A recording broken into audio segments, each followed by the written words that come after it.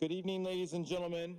The Santa Monica Malibu Unified School District's Board of Education called its meeting to order this afternoon at 4:03 p.m., where we then made our way into closed session. Bless you, Dr. Drati. It was Ben. We have one item to report out from closed session this evening. That item is DN 1004-19/20. This is a final settlement agreement. Kindly note that the summary of the settlement is as follows. 1, the district agrees to reimburse for students' educational services from April 1st, 2017 through August 31st, 2019 in an amount not to exceed $40,719. Secondly, the district shall pay reasonable and compensable attorney fees not to exceed $14,531. The motion was made by Member Foster and seconded by Mr. Keene. There were 5 members of the Board of Education present at that time. That was myself, Mr. Keene, Ms. Lieberman, Mr. Foster, and Ms. Leon Vasquez. And so that vote was 5 in favor, 0 opposed with no abstentions. That's the only item we have to report out of closed session this evening. Sarah, all members are present now for the public sessions except for Member De La Torre. And we'll go to the Pledge of Allegiance. And Jessica, do you think I could call upon the students from SMASH to lead us? We sure would like that. I'm sorry, their names again, please. Waylon and Sophia, welcome. We would love it if you would lead us in the Pledge of Allegiance.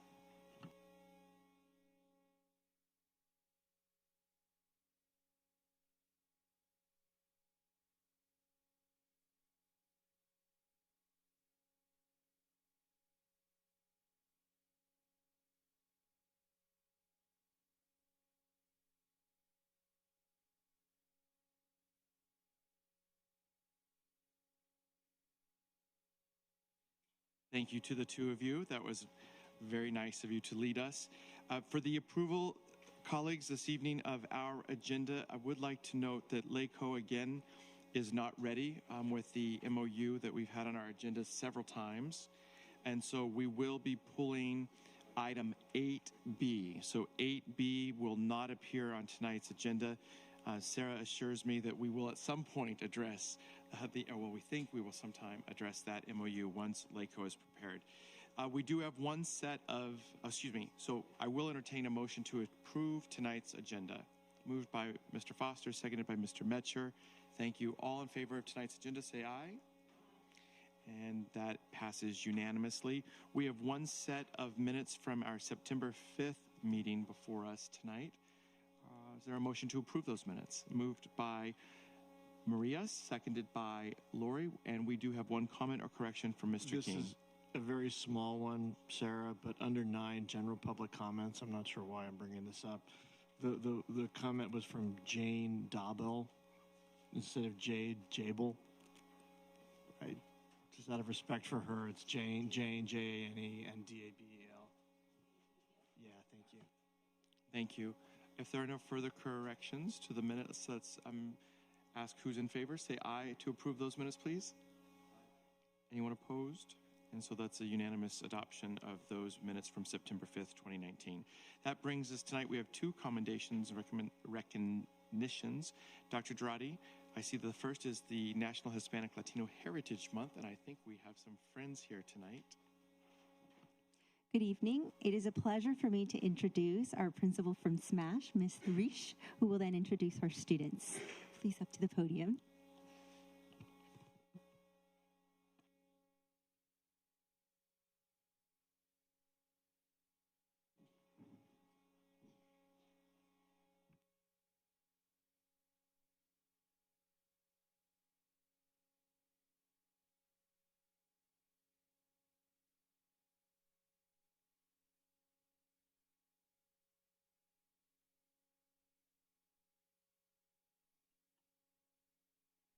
Ah, the purple button. Got it. New technology. Good evening, school board and distinguished cabinet members and guests. My name is Jessica Risch. This is my 12th year that I'm entering as principal of SMASH. And we have actually 3 students with us this evening, but one will be via videotape. So I'm really excited to have Waylon, Sophia, and Ricardo on screen. And we also have their parents in the audience, and one of our SMASH teachers, Alejandra Santini, who will be helping me as well. So we wanted to make sure you know that we celebrate all kinds of heroic and important people in multiple ways. And the first is through literature and special events and taking moments like this month to celebrate historic and current leaders. That happened thanks to the leadership of Graciela Barba Castro, who's another teacher at SMASH. She organized some reading circles to celebrate different biographies and important literature in our lower school classrooms. But tonight, she's being a leader at the new Latino American parent group at Samuel High. So she's not with us this evening, but we thank her for her leadership. Another way that we celebrate important, significant, influential leaders, particularly Latinx heroes, is through project-based learning. And so we wanted to say thank you to you for investing so persistently and generously in training for all of our staff around project-based learning, and we're going to take you on a journey through a project that celebrated some very important, significant people. And that's the project you're hearing tonight is thanks to the instructional leadership of Christian Carter and Sarah Donis, who are not able to be here with us tonight. But hopefully you'll be listening for the ways that adults from Honduras, Guatemala, El Salvador, Mexico, Chile, and Argentina are really learned about and celebrated through this project. Okay, so the driving question, all project-based learning has a driving question, and this question was, why do people migrate? And where did that driving question come from? Not last school year, but at the end of the school year before that, students were hearing news stories on the radio, on TV, adults talking around them. And they had a lot of questions, fear, and confusion. Some of it was very tense political conversations that they weren't making sense of, but they felt the energy. And the teacher said, let's take a look at this question. What's the difference between immigration, migration, and why do people migrate? Because everybody's come from somewhere. So in part 1 of this journey, the students learned about and reflected on their own family's immigration stories. In part 2, the focus was on investigating forced and choice migration during the 1800s. And then in part 3, the students participated in a whole class study of the current immigration crisis.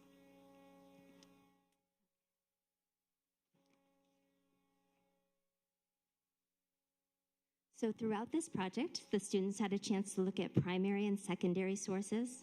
They studied objects, read documents. They were asked to bring in their own special objects to understand how objects tell stories and the people who use them. Sophia brought some of the objects she ended up creating to tell her story. They also went through an interview process. How do I come up with questions? How do I conduct an interview? How do I record my answers? How do I research and interview on my own extended family members and find out their stories? They considered tools, technology, relationships, bias, trade. How does food impact movement of individuals and communities? The emphasis was on push and pull factors, obstacles, elements of culture that were being left behind, changed, forced assimilation, and the difference between fitting in and belonging, reassertion of identity, and the impact on those who are already there in the space you're moving to. They had visual and written opportunities, so they made 6-word sentences. They created photographs, sculptures using wire and beads, and they portrayed why people immigrate, why people migrate, your feelings about your family's migration story, the the push and the pull.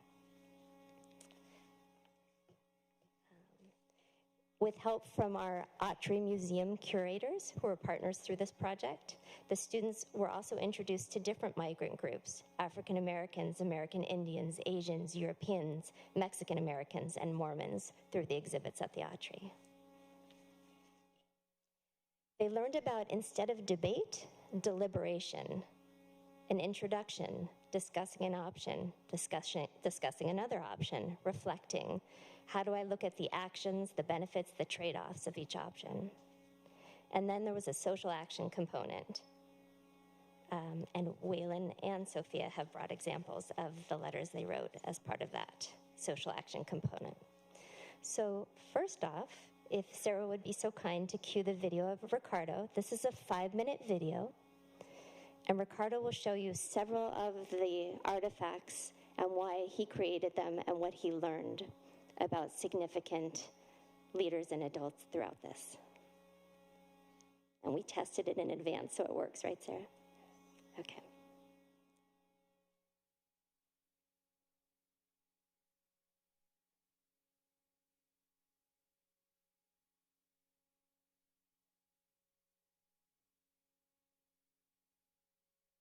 Do I have to turn this off for that audio to work?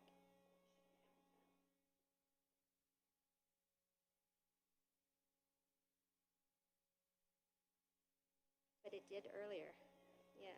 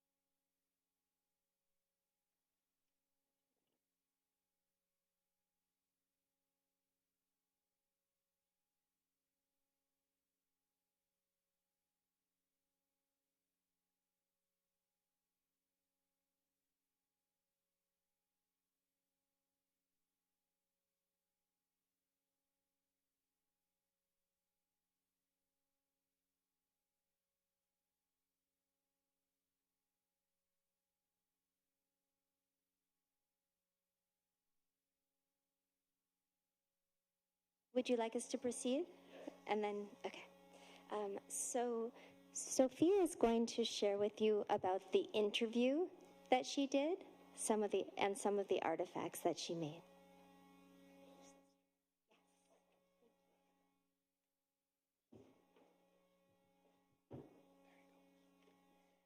Okay, wait.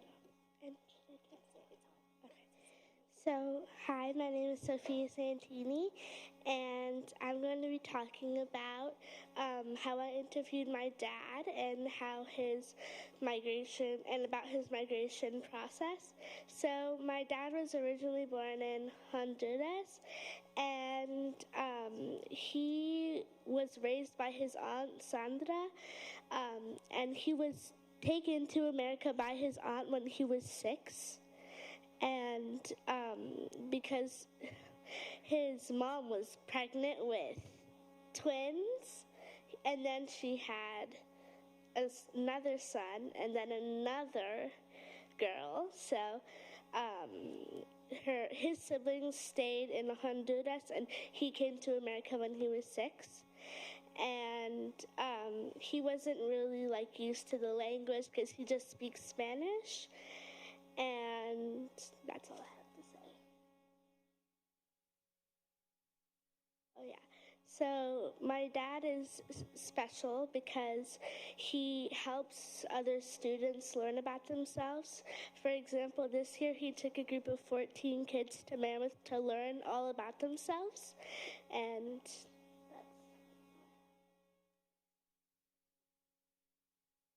he usually works with Latinos and Latinas in his work, and he does after-school programs. And every year he takes a group of kids to Mammoth, and this year we took 2 trips with kids to Mammoth. and I think all the kids were from South Central when we took them in, I think, May. Sure.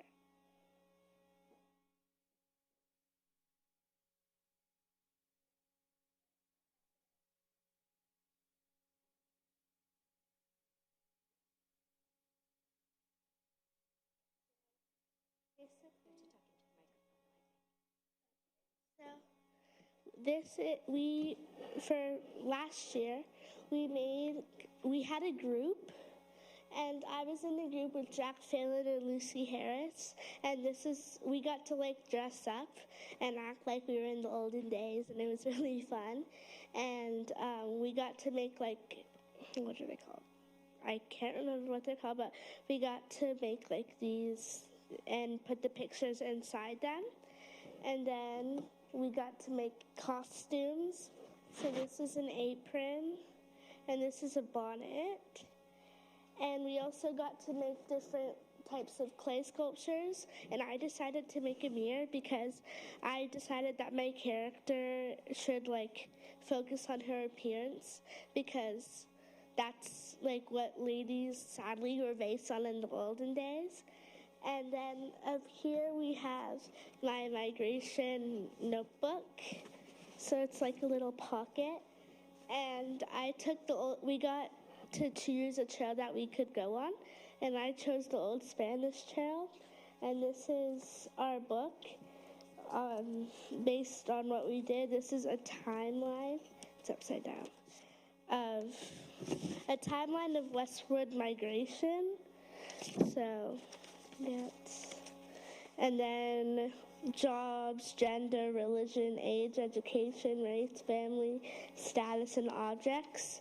And we got to make a lot of like objects in it. And then we also have the passport that our teacher made. So we would face challenges. One was crossing the Missouri River, and you had to make a raft out of materials that the teacher would let you use, like tongue depressors and not masking tape, and string. And we would have to take like a block and put it on top in water. And if you sank, you didn't make it. And if it did, like if it stayed floating, you would make it. And unfortunately, my team didn't make it. But it was also a really fun project. Then I didn't get to finish it, but this is my weaving.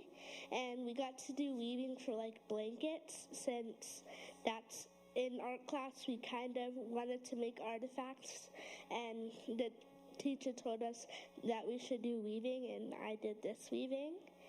And then a family photo. So I just asked two of my classmates if they can be my daughters in the thing, since I was a mom. And I had two kids. And then I was originally going to make it just like this, but then my teacher told me to make it like more challenging, so that's what I did. And this is a single photo of my child in the migration project. Her name was originally Lucy, but I called her Ava Lucy, like her middle name. And then I have the box. Okay, so basically our teacher told us that back then when you migrated, you could only have one suitcase and you had to take as much stuff as you could. So we were able to make suitcases. And I made mine white because I kind of want to stand out, because everybody was making theirs like brown. So I made mine white with my initials. And my initials are Jordan, Daisy, Knox, that's my last name. And then I had like the what do you call it? Like the metal. And then I added texture because I didn't want it to be all just flat. And I want to do something more challenging. And then we wrote letters to our grandma, and it says, Grandma Annie Knox in Pittsburgh, Pennsylvania, and we got to create our own stamp, which I thought was really fun. So first we did a draft of our letter, and then we made it like official. So, oh yeah, so our teacher sealed it with wax, and in our big like share at the end of the year, we got to like show our families and friends about it, and then we got to print it on the computer, and that was like one of my favorite parts because I love writing on Google Docs. So we got to like create our grandma's name. And also, we have like a checklist of stuff on your draft. So it's like what gets capitalized and a bunch of other stuff to make sure that it's your best writing. Mm-hmm. Oh, yeah. Thank you. Sophia.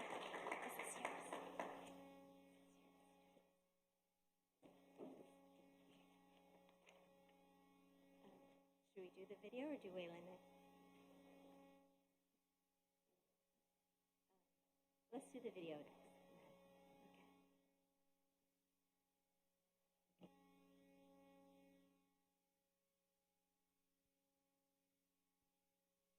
My mission is so if I live in Arizona, and then I want to go to California, I move from state to another state, and then immigration is like if I'm from Spain, and then I come here, and then I come at Mexico. That's a country moving to another country. This is my mom's migration story, and she had a bunch of challenges because she had to walk for 18 days to get here. My mom told me that story when I was little. And then I just thought about it, and then I knew it. I knew what to do. From Guatemala, passing Mexico, and then getting here to California. I only knew that she was only from Guatemala, but now I know that she walked for 18 days with 32 strangers. That's a surprise to me. I never saw someone do that, but my mom was really brave when she was 14 years old, so that maybe encouraged me to be brave. So yeah. The push and pull means that what was the pulls, and the pushes are maybe things that you maybe like war, it's violent and you want to move, that's why. And pulls, it means by like what you want, like the better weather and find a job. Yeah. I would say this whole thing, the box, was only one day, and then if you see the light here, there's a button under here, there's a battery, and you do this and you press it and it lights up. We did that in second grade, so I knew what to do already. The light means confused. That's what I think. I'm blue and I'm confused. What do I think? Where should I go? It was supposedly, she was wondering that should I stay at my country or should I go to another country and be at another state.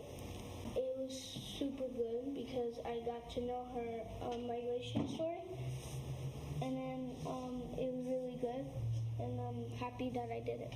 My wire piece is about, so this is my 6-word sentence.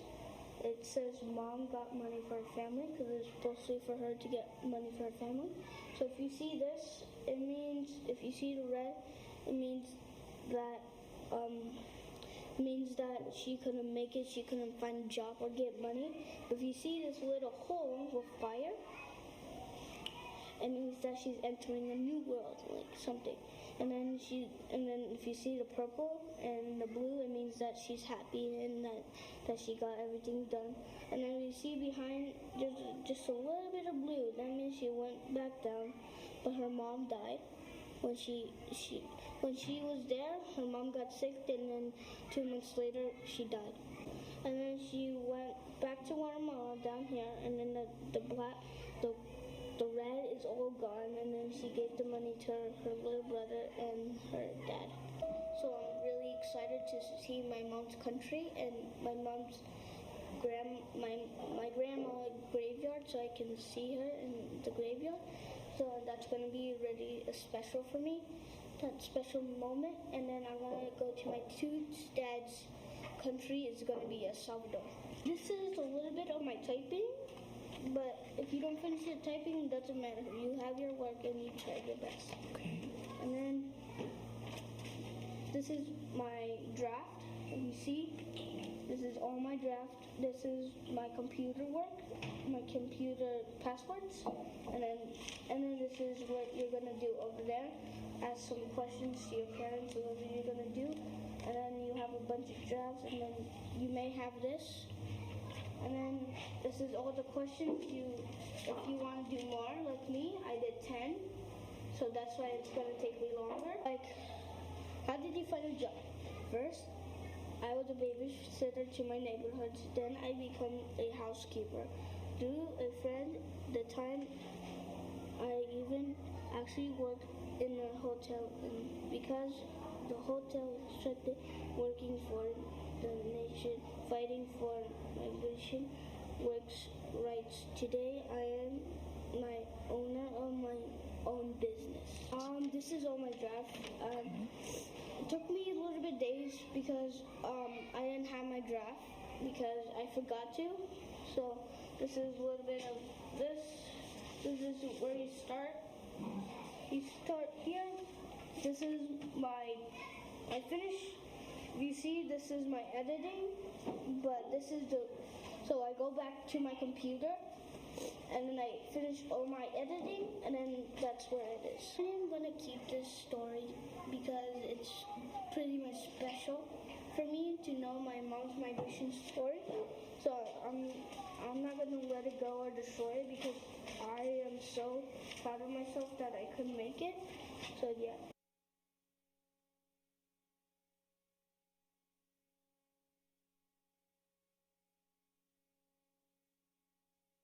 Well, be sure to convey your applause to Ricardo, right?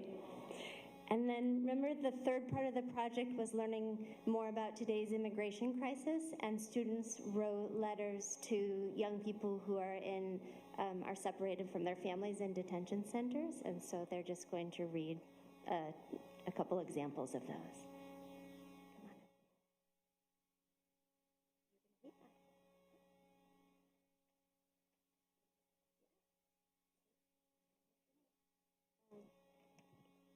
Hi, I'm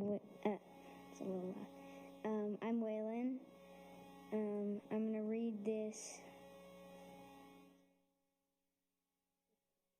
Oh, the letter.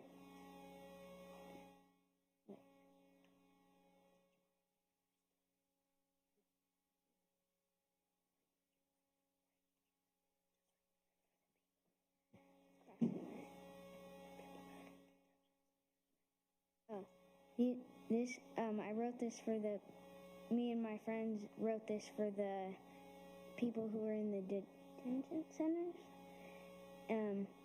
Dear friend, it must have been difficult to do all the things you have done. You have come a long way, probably over 1,500 miles, and that is incredibly courageous, traveling so far without anybody on your side. You're not alone. Everyone has a difficult time, and it'll all get better soon. Sincerely, Waylon, Akira, and Ryan, age 10.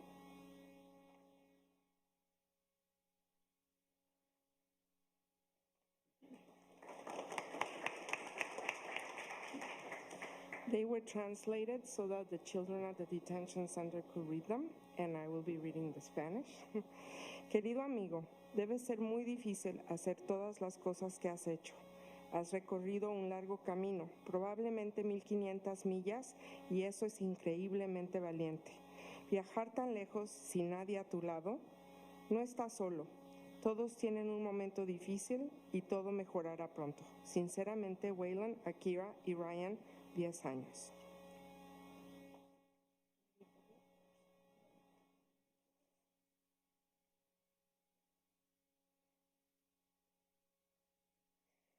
Okay, so then we edited, then we put it on, and then we did our best work on watercolor paper.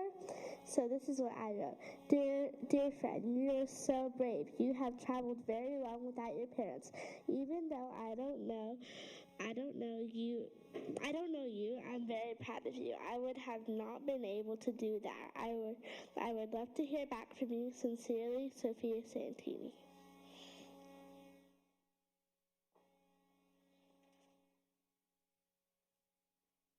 Querido amigo, eres tan valiente, has viajado tan lejos sin tus padres, aun cuando no te conozco, estoy muy orgullosa de ti. Yo no hubiera hecho lo que hiciste. Me encantaría saber de ti. Sinceramente, Sofía Santín.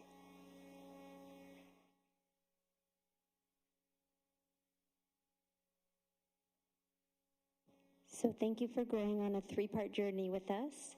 I hope you heard that we weave in biographies out of biographies and renowned stories, as well as investigating our own heritage and how that connects to current experiences. So thank you so much.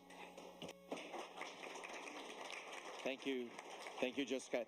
Sophia and Waylon, thank you very much for coming before the board. You were very brave and you did a wonderful job, both of you.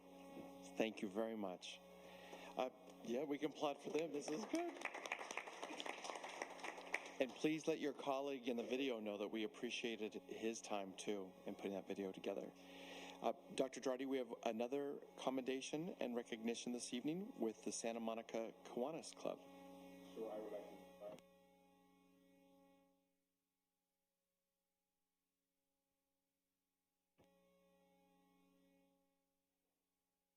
Good evening, School Board President, School Board members, Executive Cabinet. I am pleased to bring forth 3 members of the Kiwanis of Santa Monica tonight, who I'll name momentarily. They have generously donated the equivalent of $4,500 to the school district in the form of buddy benches for 8 schools. Back in the spring, they approached us with the idea that they wanted to put buddy benches on our campuses. We approached our principals, and 8 of them said, yes, we would love a buddy bench. What is a buddy bench, you ask? A buddy bench is a bench on campus where a student who may be feeling lonely or sad or not really engaged in social activity with another student at the time can sit, and the school students have been trained that if they see somebody on that buddy bench, that it's a good idea to go over, be their friend, talk to them, see how they're doing, how's their day going, and the principals actually told me, who have buddy benches, that this works. So the principals who asked to be included, Roosevelt, Grant, McKinley, Franklin, Muir, and Smash on the one campus, Edison Language Academy, Lincoln Middle School, and JAMS, are in the process of getting a brand new buddy bench. We will be putting a little plaque on them that says generously donated by the Kiwanis of Santa Monica. And we really would like to thank you for your generosity. I'd like to bring up for a moment Mr. Phil Brock. He's a past president and current governor. And Mr. Michael Flinkman, current president. And Mr. Neil Carey, president-elect of the Kiwanis Club. Phil, did you want to say something? Just Nobody's ever asked me that before. Good evening. Kiwanis is 98 years old in Santa Monica. Kiwanis International, 104 years old. Our Kiwanis Club in Santa Monica has donated approximately $2 million this century to kids, to charities in the Santa Monica area, because we believe strongly that kids need Kiwanis and kids need the support of adults to have better lives. So this is just one integral part of our Kiwanis Club's way to help foster togetherness, to end bullying in schools, and to make sure that kids have a great place to grow up, and Santa Monica is that place.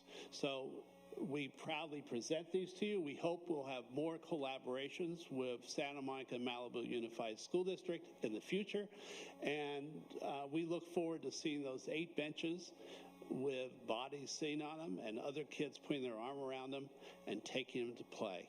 So thank you very much. Neil Carey, who Neil and I used to head the Sports and PE Advisory Committee of the school district for years. You headed it, and then I took over for you. So we have a long history in the school district, and I was a student in this school district. Michael Flinkman and I both graduated from Santa Monica High School. My father did too. Your father, my mother graduated from Samuel High. So we have between us over 90 years of life in Santa Monica, and we're proud that we also are president and treasurer of the Santa Monica High School Alumni Association. For Kiwanis, we thank you. I just want to say one thing. Here, Neil, can you do it? Yeah, step forward. It's hard to believe in 1982 I sat on my first advisory committee and made my first presentation to the school board. And I never thought I'd still be here 37 years later, but it's always nice to come back home. Thank you. And before we finish, I just actually want to invite Sophia and Waylon up one more time, as we asked some students to write letters on how they feel about this. So they're going to each read a letter. Come on up, Waylon.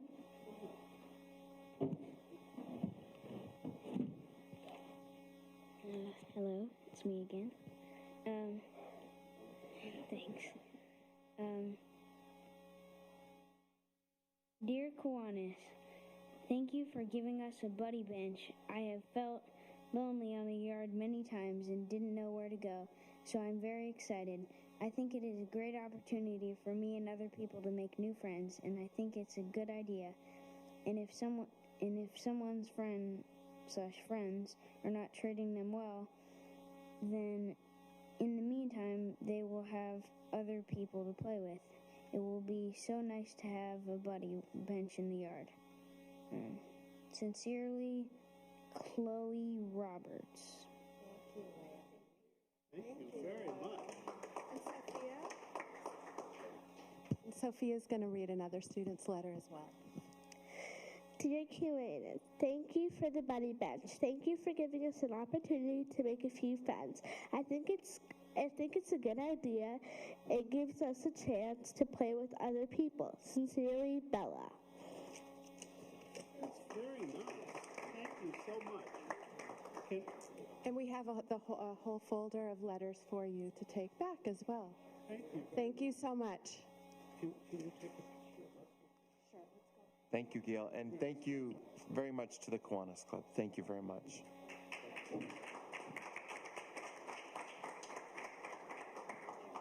Colleagues, that now brings us to the superintendent's report. Dr. Drati.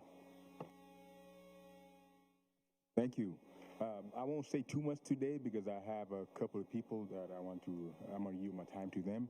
First, I'll have Melody Kennedy just talk to you and also possibly the community just about the new purchasing system that we have and implications on how we do business, so that way there's an awareness at the community and with you about how that system will help us improve. At the same time, there's a transitional lag time that exists with that, and people just need to be aware of it. Good evening, Board. Thank you, Dr. Drati. We have been transitioning into a new financial system called BEST, and it has been a little bit painful, to say the least. We're not the only ones out there doing that. There's quite a few other school districts within the LA County area doing the same thing. We're under the guidance of LACO at this point in time, their technology team, helping us trying to navigate through all of this.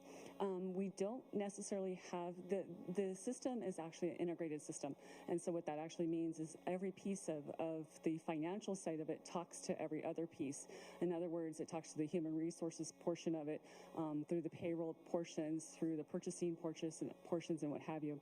We have only implemented a portion of it at this point in time. We will be implementing the human resources side of it later. However, we do have the financial side up and running. It is a little bit cumbersome at this point in time. I think anything is whenever you're learning it, for the first time. LACO's learning it. It's just right along with us, quite honestly. They're a couple steps ahead of us. It has created some issues when it comes to our purchasing side and some lag time that we've actually had when it comes to getting purchase orders in and getting them approved and what have you. We've had some difficulties in our purchasing department when it comes to, we've had some leaves of absences. And so we have 3 buyers and we're down to 1. We had a director of purchasing that gave us a week's notice and left. And so therefore, Virginia Height has come back to us for a little while as a consultant, and we adore her. And I'm so appreciative of her. She's actually reached out to LACO, pleaded our case, and LACO has given us their help desk. And what that means is every phone call that would normally come into our purchasing, which right now is just bogging us down, those calls are actually going into LACO, or going into LACO's help desk, and they're trying to answer them best they can because it's all about system, about that software system. And so therefore they're the more experts and everything, and they can navigate us through. They're navigating each one of our folks through that. So we're very, very appreciative of that. They've also yesterday sent us 3 people that are kind of boots on the grounds, if you want to say, that are helping us as well kind of navigate through. So I ask everybody that out there that this is touched and it's caused an issue to please bear with us. We do really truly believe that our students are very, very important, and we want to make sure that we have everything for them. We did everything we could at the beginning of the school year because all of this kind of transitioned and happened right in the middle of the summer. We've done everything we can to try to train our office managers, our principals, and what have you on the system. Many of our people are very, very quick, and they've caught on really quickly. There's nothing different in the time it takes to put in a purchase order and to get that approved. It's more of a workflow now, electronically. And we still do ask to have a 2-week period. In other words, plan ahead if you're going to need something. Obviously, there's always those things that are an emergency or what have you, and we'll be able to try to help with that. But right at this moment, we're asking folks to bear with us best we can. One of the other things is that I think some folks have been getting emails or what have you from vendors stating that they haven't gotten payments. And I just wanted to address that as well. One of the things that also happened with all of our folks leaving us and retiring, our assistant director of finance has left us, and we haven't been able to fill the position. And evidently, I guess some calls have been going into that old phone number, and we didn't realize that was happening. But we are on top of it. We were trying to figure that out and trying to figure out what has actually happened, reassign that to somebody else and get those things done. The other portion of that is that we with this new system, and it's something we're going to have to adjust to and try to figure out how the best way we can do this, but our new system, the financial system, in the summer, as we turn in our budget, LACO does not approve our budget immediately. We used to be able to just roll straight over into our new fiscal year budget and just start business as usual. Now there's a lag time between when we turn in our budget to them, June 30th, to the point where they finally release our budget and say, yes, this is a true budget, you're ready to go. So those are kinks that we're going to be working out. I just wanted to make everybody aware of it. I see Craig's face doing this, and I feel the same way you do. I really do. So we are trying our best to figure that out. Evidently, this is something that is a practice that has been done by LACO for many, many years with all of their other districts. We were just the rare exception that didn't do it that way because we were on our own type of a system, and we were able to roll our system immediately. So those are conversations I'll be having with them and saying, why are we doing it that way? And I need to have the conversations with the other districts and say, how have you been doing this? And so that's just a little bit different change in process for us. I just wanted to give you that update. Thank you. Thank you, Ms. Kennedy. I think it's important for you guys to have a backdrop of some adjustments. At some point, we'll have a study session just on what the best system, the benefits of it. So you'll see, yeah, although we went through this painful transition, the benefits will actually help us in the long run. I'm going to yield my second point to you guys know that Mrs. Irene Castillo Gonzalez was appointed yesterday in Manhattan Beach Unified as the new assistant superintendent, and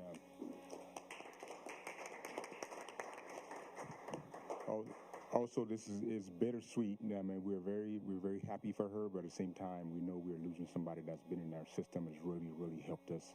The district was a massive part of why the district's so good as is. So I wanted her to come and address you before she just goes off. So I'm going to yield my time to her to come talk to you and also to the community. Mrs. Irene Castillo Gonzalez, or Dr. Irene Castillo Gonzalez. This is a new system. Good evening, everyone. Thank you, Dr. Dradi, for allowing me a few minutes this evening. I know that the agenda is very packed. But I wanted to just share a few words with our board just to say how grateful I am to you as a collective board and also to you as individuals, because I really believe that the vision of this board, especially around issues of equity, is something that is, I think, very unique to SMMUSD and the work around the three-pronged approach, which I've been very proud to be a part of. And I want to thank you for being so courageous around that and all the issues that you have tackled in this community that have really benefited all of our students, including my own children. So thank you for that. I also just wanted to share just a couple of things that, as individuals, you've all helped to shape me as a leader. And I just wanted just to quickly, I'm not going to take too much time, just thank you. So, Board Member Metcher, you always reminded me as a leader to think of the whole child. When we talked about any initiatives around academics, you always reminded us about all aspects of a child that we need to consider. So thank you. Board Member Leon Vasquez, you have been our DLAC rep for the last few years and have been that voice to answer questions for families so that we had clear communication around what the board is doing to support our English learners. You also helped me tremendously with the AVID program at Samuel High, so thank you for that. Board Member Lieberman, I think that when I listen to you and when we're talking about complex issues, you always think about what we're not thinking about and all aspects of an issue. And maybe we haven't considered the impact this will have. And that is analysis that I really have taken that and hopefully you've seen that I always apply the feedback that you've given. Board Member Foster, I think the one big piece I'm taking from you is thinking about how we engage all community members. And when I think about my work in curriculum instruction, you always ask questions around how are we engaging our Malibu teachers? Are they leaders in our teams? And because of that, I feel like I've built even more relationships, especially at the secondary level in Malibu. So thank you. And Board Member De La Torre, I still remember when I was a principal that you would come to talk to our parents all the time whenever I needed a guest speaker, and you would come and talk about the importance of being involved. And I always remember that. And I just want to thank you for that. You've always done that for our families. Board Member Keen, we've known each other a long time too at Roosevelt, and you are always about solutions and action. So I've learned that from you when you were in Governance Council.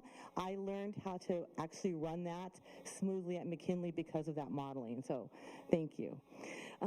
Dr. Tavildran Jeswin, I just want to thank you because you have always been that advocate to make us think about inclusion beyond ethnicity, race, language, and to think about LGBTQ and other members of our community, and thinking about how can we get better at our curriculum development when we're purchasing materials or anything that we're doing, any decision making, and you've made me a better leader because of that. So I just wanted to thank all of you individually. I'm very excited about this new position I'm going to have, this new opportunity and challenge as an educator. I'm very excited to join the Manhattan Beach School District, but I will miss you all tremendously, and I'm sure we'll be in touch. So thank you so much.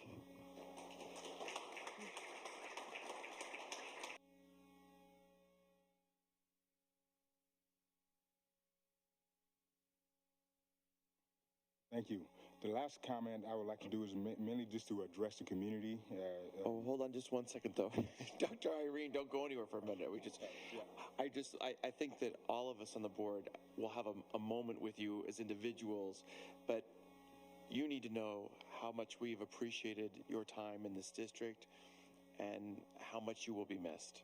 And so we know that their gain is our loss. We are so grateful to have you here tonight to be able to share your goodbye with us. But do know that this entire board is very appreciative and very much wishes you the very best in your new job. Let's turn this on. Thank you so much. I appreciate that. October 1st. Yes, yes, I would love to. I would love to. Yes, so thank you. Maria. Just say, because I'll take a little personal privilege here. You know, I don't know how many know that you've grown in this district, because you started here when you were a classroom aide. Her mother was district what is it? Community liaison. Community liaison. So you had a great role model, and then you start from the bottom and move to where you are now. And part of it is you, out of all the leadership that I've known that has come through, I mean, you were able to, as we were talking about great leaders in terms of leading teams. I remember your first presentation when you were a principal at McKinley. And you were so, I mean, it was, I remember you saying that, like, I'm not here leading it. We're all leading here. I'm just part, I'm one of the teachers here. We're all the team. I'm not the leader. We are all the leaders here. And that has always stuck in my mind, that's what we were trying to really push in this district, that, yes, the principals are there, but you have to be there as part of the team and doing everything just like everybody else. That's part of the learning process. So for me, it's like, I'm going to miss you, because every time I needed something, I would call and you would respond. And like I said, when there was issues and you would respond, and, a lot of solutions were brought. So for me, it's a personal loss for me but I'm sure we'll get together and hopefully, and, but tell Mike, he got a gem. Yes. So anyway. Dr. Matthews said he received some text today saying, "Why did you take her?" I was like, thank you. Thank you. Thank you. Dr. Trotty. So I would like to just really talk to the community about our position around civil disobedience, and I think it's important for people to hear, at least from me, and I'm not speaking, obviously the board has a voice on this, but one of the greatest things about this country, I mean, we're in a great country here, but one of the greatest things is the citizens' ability for civil disobedience, and that has created so much change, necessary change, and people's ability to take part in the democracy we're in. And as a district, we appreciate that. We respect that, and we honor that, and we want to continue always encourage that. Our curriculum is aligned to be able to teach our students how to do that. So in this time we're in, there's all kinds of opportunities for students and people to really engage in civil disobedience, and you're all in politics and see what's going on. There's a lot of discourse out there about where the country is headed. Some people on all different sides, so we will see a lot of activity. I mean, this almost reminds you of I don't know if it's much of the '60s, but I mean, it's almost at that level.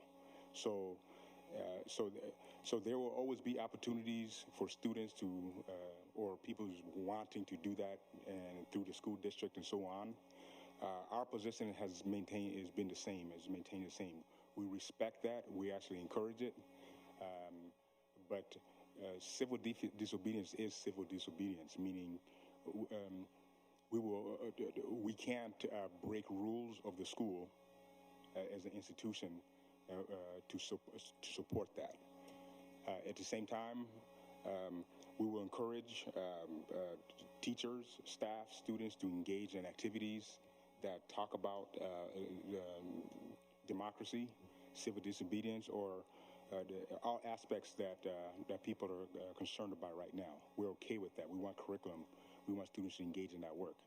There are certain, on Friday, or tomorrow, there is a global climate strike across the whole nation that some schools are engaging in terms of curriculum, lessons, and instruction around there. But I also know that there are some parents that have emailed or students that have emailed wanting us to excuse them skipping school to go participate in something. And we're not going to stop anybody from doing that, and that's their right to do that. But as I said, civil disobedience is civil disobedience. I mean, so if you're going to miss school, we're not going to excuse that. We will continue to keep school going, and with the same rules. And so I wanted to make sure that that does not mean that we don't support that we're taking a position on climate change. It doesn't mean that at all. It just means that we will continue to instruct students, and if the curriculum dictates that we talk about climate, obviously we're going to talk about climate. But to endorse students walking out, going to wherever else, we just don't have the capacity, or we can't afford we don't have the ability to cover the safety of our students as they walk the streets or doing different things like that. So safety becomes first and foremost. So with that said, parents, if you are interested in doing that, by all means, come sign your students out. Go participate. But just realize, just follow the same protocols that you've always done. But our position would have to be that we will keep school going as is. With that said, that concludes the superintendent's comments. Thank you, Dr. Dradi. Friends, and that brings us to our consent calendar. Is there a motion to approve consent made by Mr. Foster? Thank you. Seconded by Mr. Metcher. And Ralph, you have something you'd like us to pull? Or a question you have? I just have a question on item 6A1. It talks about an amount not to exceed of $32,000 at a rate of $150 a day, and it's about board governance. So I'm not sure who the folks are, what they're supposed to help us with, and that would mean that's over 200 days at that rate. So maybe it's an hourly rate. This is the first item, approval of independent contractors. And I apologize for I've been out of town for not looking at it until last night.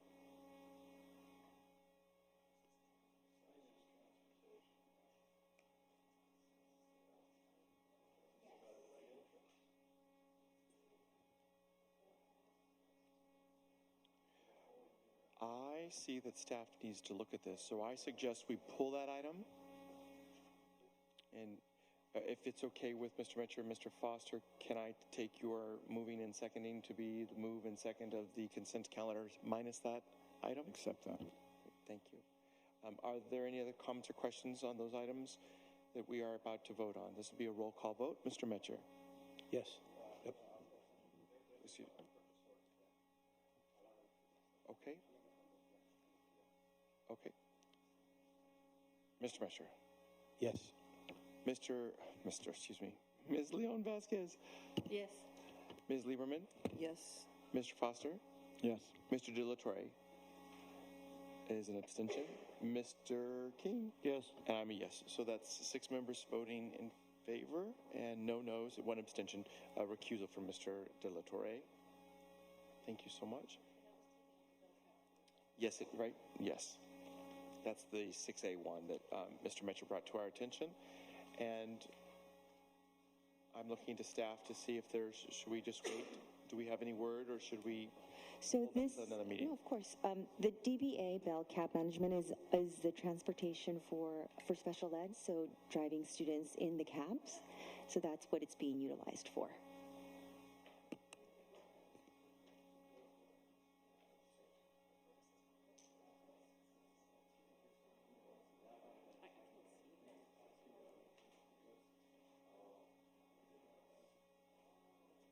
So, yeah, Craig's thinking it might be part of the new system, but this is clearly not governance. No. Thank you. It's a daily transportation charge for bus students. And so perhaps we'll just have our minutes, please, Sarah, reflect that we from the dais recognize the error there in the identifying of this particular item, and that this is for, as you said, for special ed and transportation. Should we pass it? to get them going, and they Oh, can yes, just absolutely. I was can just all wanting. move the passage of that. So it's been moved by as a Mr. separate Foster, seconded by Lori Lieberman, and this will be a roll call vote. Mr. Metcher? Yes. Ms. Leon Vasquez? Yes. Ms. Lieberman? Yes. Mr. Foster? Yes. Mr. De La Torre? Mr. Keene? Yes. And I'm a yes. Thank you for your patience, everybody, on that. This brings us, friends, to our first discussion item. This should be a quick one. This is first 7A. This is our district advisory committees. You'll see that there are the draft charges before you. Of course, this is presented here, and then we're also going to have an item with appointments, but this is about the charges. Is there any questions or comments, or would this be okay to move forward into action item? It's a discussion, so it just gives us an opportunity to say whether or not we're okay with this. Do there need to be any revisions? But if we are fine with this, noting that the liaisons have been engaged here, then this would come to us in Malibu at our next meeting for action. Thank you. So sounds good. Thank you. We'll now move to discussion item 7B, which is our SMM USD student performance, summary of our California Assessment of Student Performance and Progress test results. And I think Dr. Mora is going to be taking the podium. Or you could stay seated if you like. It's whatever you would like to do, Dr. Mora. Thank you. So good evening, Board President, members of the Board, Dr. Dradi, Cabinet, and guests. It's my pleasure to introduce Mr. Sam Koshi, our Director of Assessment Research and Evaluation, who will begin the presentation, and we will be, once we get into promising practices, co-facilitating, and I'll be adding on to any of the conversation. Welcome. Thank you, Dr. Mora. Good evening, members of the board. Good evening, Dr. Dradi. So today, I'll just wait for the presentation to come up and then. So today we're going to look at the 2018-19 student achievement data. And so to kind of review really quickly our cycles of inquiry. So in our district, we go through our 4 cycles here. And today we're going to look at the quarter one, what Dr. Dradi refers to as the lag data, basically the data from previous year. And we'll look at student achievement and make some initial findings and review promising staff practices and so on, and look at next steps. And so we also look at the metrics in terms of our LCAP goals. And so for goal 1, we're going to look at the CASP, ELA, and math achievement data. In addition to that, we have our AP course enrollment data, students passing 1 or more AP exams, and also the responses from the senior exit survey.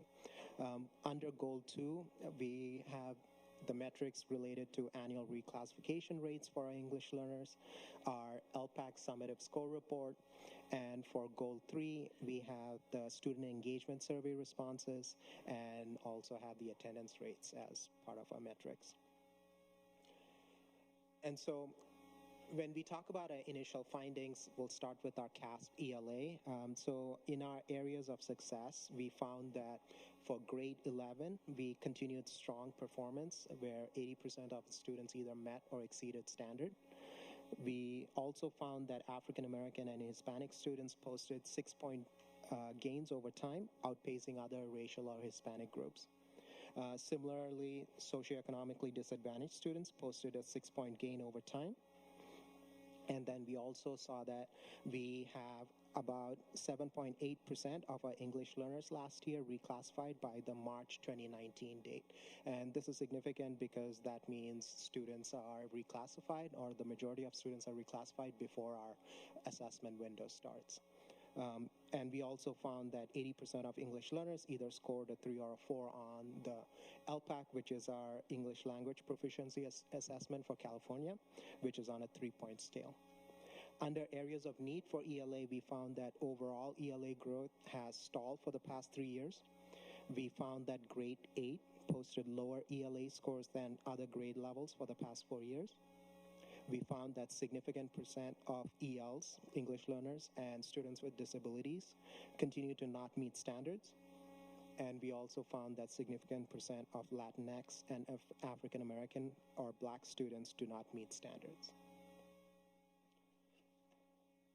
Continuing on to math, Our initial findings show that under areas of success, we have grades 3 and 4 continue to post met or exceeded standards rates above 70%. Our African American students posted an 8-point gain in math, outpacing other racial or ethnic groups. Students with 2 or more races also posted a 7-point gain over time. Under areas of need for math, we found that overall performance in math continues to lag behind ELA. We also found a decline in math performance, and that seems to begin in 5th grade with met or exceeded rates of high 60s. Middle and high school math performance rates continue to post in the mid 50s. We also found, again, that significant percent of English learners and students with disabilities continue to not meet standards. We also find that significant percent of Latinx and African American or Black students continue to not meet standards for math. Continuing with our initial findings, when you look at the student exit survey under areas of success, students report being satisfied or very satisfied with the variety and access to AP and dual enrollment courses. We also find that the overall AP pass rates are higher than in previous years. And under areas of need, we continue to find that students report being less cognitively engaged as they progress to higher grade levels. We also find that AP course participation rates, specifically for 11th and 12th grade students, when we look at African American or Black students, Latinx, socioeconomically disadvantaged, or students with disabilities and English learner subgroups, they're not representative of their overall enrollment, and rates show little improvement for all groups concerned. Moving on to some of our promising staff practices, we've continued engaging with site leadership teams, or commonly referred to as our SLTs, reviewing district and site-based data, where we are beginning to more authentically engage with this data and deepening the implementation of the SLT strategic focus and determining how best to support math given our data. And we also continue to provide teacher teams, which are known as PLCs, opportunities to design and implement lessons that are followed by a systematic review of evidence of student learning to reflect and identify effective instructional practices. In addition, we develop math modules to implement a systematic tiered intervention model that supports students' achievement in mathematics specifically, where our math coordinator is working on designing 6-week units so that students can get before school or after school or even during flex time support as needed, depending on where their needs are best. Continuing on regarding the promising staff practices, we also provide opportunities for vertical articulation across the district in ELA, math, and history and social science. We continue to provide professional development on integrated and designated ELD. We continue to provide targeted professional development in the implementation of academic language development strategies and targeted instruction. We continue to implement learning blocks to observe instruction and provide targeted feedback. And we continue to maintain current focus on integration of social justice standards in our curriculum guides, expansion of project-based learning, and implementation of restorative justice. Some of our considerations for next step will be to explore CDE's forthcoming updates of our interim assessment blocks, which is what most of our grade levels use for interims. We are going to use more focus units, especially in math, to better align with our instruction. We're going to monitor the implementation of designated ELD and provide feedback on instructional practice. We're going to incorporate professional development that addresses the unique needs of standard English learners. And we will continue to reevaluate our existing systems and structures to ensure all resources are maximized. And I want to bring ourselves to a web link here, which is actually our dashboard, which Dr. Dradi has always wanted greater transparency in how we put our data out there that is easy for all stakeholders to access. So it's a web address that you can just type into any web browser, or you can click on the link if you have the presentation open. And Sarah, if you can actually switch out the presentation to the website.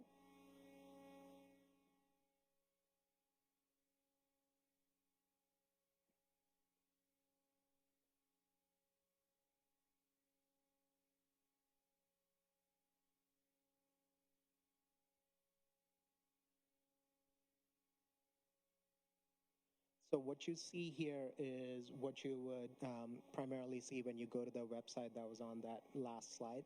And what you see here on the top here is our fall and winter interims performance scales, and then followed by the summative CASP. And you can switch through all the different metrics available. On the left-hand side, you'll see in black, those are the filters that you can turn on and off with the click of a button. And so when you click SED, for example, it'll change and bring in students who are socioeconomically disadvantaged. That filter is turned on. So if it's orange, it means the filter is on. And if you, in addition, pick, let's say, students in the attendance category who are excellent and satisfactory, at the very bottom there, you'll notice that some of the scales are going to be grayed out, and this is to protect student privacy because this is a public-facing website. Anyone can go in and find this data. We want to protect student groups as you keep disaggregating to smaller student counts. You want to protect student privacies. And what the gray bars show there is then that in one of those levels you had less than 11 students, and that's why it's being grayed out. However, if you scroll to the bottom, there is tables that will give you the number of students in each of those categories unless that category has less than 11 students. And another thing is there's also tooltips. As you hover over any of those rectangulars up top, it will give you the percentages of each of those levels as well. And so it's meant to be interactive. If you are staff, if you scroll up to the very top, staff have an increased access where once they log in using their SMM K-12 account, they'll be able to not only look at the performance data from last year, but they can also look at longitudinal data, and they can drill down to the site level as needed. And so I will stop here unless there's questions. First, Sam is just a genius. He built this. He built this from scratch. From scratch. So thank you. So I told him, don't. I know tech companies are going to try to grab him, but I told him, don't leave us. He's actually could you tell him how you on a Friday memo that you're going to give the board? Yeah. A separate. This is the public-facing one, but there's a more of a internal one that we look at also that's more specific to school sites and all that. Maybe speak to that a little bit. Yeah, so when you are on the staff side, depending on which site you are, you'll get two different versions. You'll be able to access your own site level data. So for example, if I'm at Edison Elementary as a staff member, I can access Edison's data and I can look at district data. So you can compare your own site level data to district data, and you can disaggregate down to the student level. We don't use a privacy screen for Edison because staff have that data available. In addition, if you want to look student by student, there are also links where staff can go directly to the Illuminate reports, which give you the student level access as well. And you can look at the longitudinal data, which you can have the data for 4 years. Yeah. And then they're going to get all these different school sites and all that, right? Yes. Yeah. You can basically select any school site that you want to look at, and you can also drill down by grade level. So you can pick and select the various options. So the idea behind this whole thing is, remember, we have two sets of data, two lead data we look at, and a lag. Today, Sam just went, Mr. Koshi went over the lag data. But remember, throughout the year, there's a fall and a spring data. So the idea is that you should be able to triangulate and track whether we're making progress or not making progress throughout the year. So it's a good thing to look at. longitudinally, as you start looking at these things, you start seeing what trends exist out there and what adjustments should we make, and so it's just much easier. And then remembering that our impact is between those two quarters, the lead data. That's where our impact is, and if we can influence that, then the lag data will be self-explanatory. It'll adjust on its own. If I may also add, I want to share that this information was shared with our principals at the beginning of the year, and then they had an opportunity to share with their staff. And at the first SLT, because we just had SLT cohort meetings where the teacher leaders and their principals got together, they actually delved deeper into the claims and targets within ELA and math. So they've actually been able to unpack it even further during this past week and connect it to their SLT plan and to be able to determine what specific areas do we need to focus on and how does our strategic focus support these areas. If our strategic focus is evidence of students' ability to use evidence to explain their reasoning, how does that support mathematics, right? Because we know that when students are engaging in this assessment, they have to be able to articulate their thinking in the area of mathematics as well. So engaging in those conversations, and we've gotten really positive feedback from principals and their teams around the ability to utilize and access information at their fingertips. So it was very well received by staff. Maria. No, I think this is great. I think this is one of the big pieces that I remember way back in John Daisy's days, like 2000, when he first came on, 2002, 2003, that it was all paper, that he actually had a list of all students, and it's all paper. But now when you can dive that deep into individual students, and figure out why is it, especially like in middle school, well, they might be doing well in the math, but not the English and science too, but try to figure out what is the problem there. I think this is great. My only comment with this, and I think this it has nothing to do, I think this is great. The results, they're constant, but one of the things that I think for many, and I'm talking about our diverse, community in Santa Monica, Malibu, is that we need to be able to answer and perhaps bring it to, especially to our Latino and African American parent groups, to let them understand what does this all mean. Because for them, all they're going to see, we haven't moved anywhere, we're just like this. But I think they really need to be informed of the various changes that are taking place and what does that mean, and that at this point, because of the many changes that are taking place, it's slow, it's like systemic that we have to do this, but they don't understand that. So all I'm telling you, because I was telling to Dr. Moore this when we were in the break, because I know they're going to be calling me and they might be calling Oscar and say, what's the story here? No movement, that kind of thing. So that's why for me, I think we need to really inform parents that there is, but the changes that at least we didn't dip, that were there, and that hopefully when we look at the lead and when you said second and third quarter, that we're going to see some of that begin as a lot of the SLTs meet and figure out how they're going to move in their particular schools with their students. But no, I think this is great. When I saw that, I thought it was one of those that was already. I thought it was part of the dashboard. I never realized it. Wow, this is fantastic. I'm elated. Maria. And just to kind of answer your question too, if you scroll down to the bottom here, Sarah, in the definition sections, there's California, the state CDE has also a parent website where they can go and look at the individual English or Spanish version of the questions so that they can better understand what the assessment is and what the need is. Questions? Comments? Craig?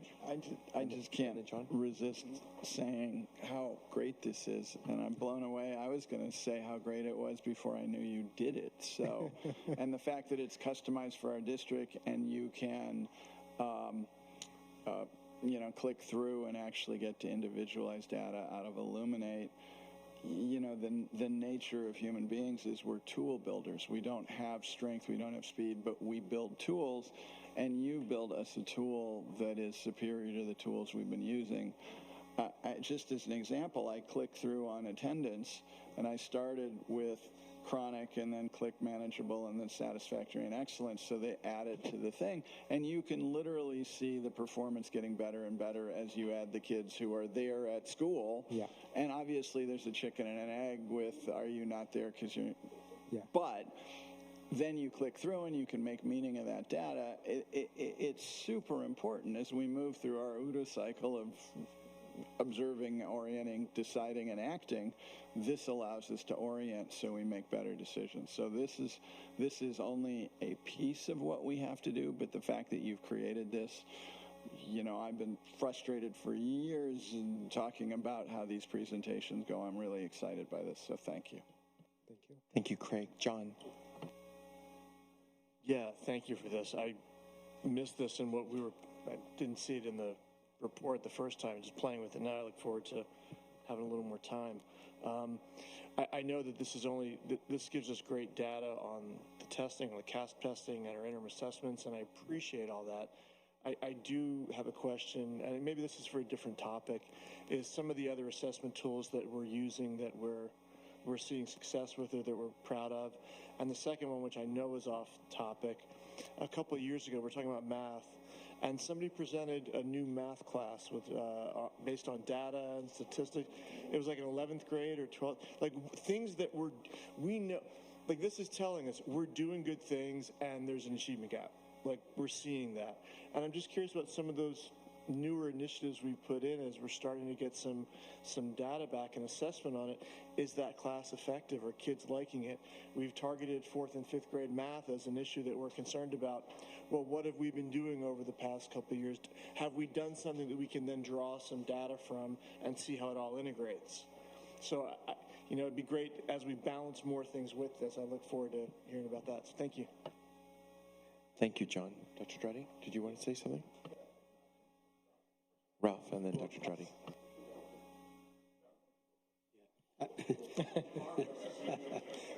How polite, civil. That's what they call civil, right? Being civil. Thank you, Sam. As everybody has said, it's really great. Something that we continue to see, and I guess it's less about the data itself, but about trying to understand changes that occur, let's say, is it the curriculum? Is it the test itself? How do we, so when you look at, and there are no pages, but you look at the ELA and the math performance levels by grade, both of them show in standard exceeded, a significant drop between 5th grade and 6th grade. So in ELA, it's 53% to 38%, and math, it's 47% to 35%. So what is it and we know I think between 3rd and 4th grades, we're not seeing that here as we did, but it used to be that we'd find a drop there because the curriculum, changed in ELA. So what is it that's occurring in either the standards or in how we're approaching it, that drop is there? Or is it just that we're not aligned with what the testing is, which isn't what we want to do, but this just pops out at me as something to dig deeper into for us. So that's the beauty of this whole thing, because as a staff, we have to also sit down and meet. And I think I want to speak to what Maria, Mrs. Leon Vassiger was talking about in terms of when we look at this. Yeah, obviously people are going to say, well, what's happening? What's happening? So a closed session, I'm not supposed to talk about stuff in closed session, but I described to everybody about just how the system has to communicate together. There's a piece of the work that we do that's around parent engagement, and when principals develop parent groups and start discussing, having deep conversations with PTAs and all these different organizations, we hope that the conversation can start shifting around what we are actually doing, not doing, and sharing this data. In there, I think if those conversations are occurring with the parents, it's occurring with the staff, and it's occurring with everyone in the system, more information is coming out about what's actually happening, not happening.